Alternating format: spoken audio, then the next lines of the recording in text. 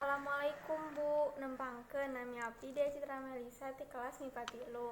Tiasa abdi ngawawancara Ibu sakedap ngeunaan kana dampak Covid ka sakola.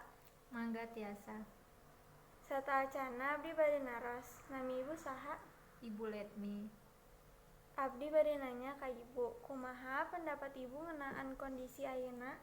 Kondisi ayeuna menurut Ibu mah sangat memprihatinkan. Pendidikan sareng ekonomi ayeuna nuju buruk.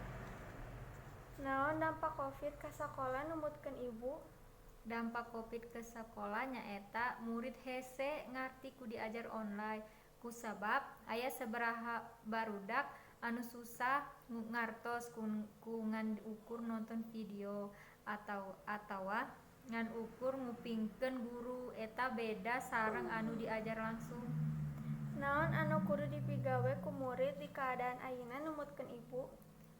Selain ti online, anjeun kade nggali seueur ilmu ku cara seueur maca buku. Cara nyegah Covid teh kumaha numutkeun Ibu?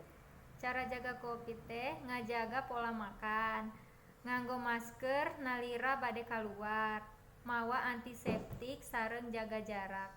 Hatur nuhun Bu atas ngaluangkeun waktosna sakedap kangge diwawancara.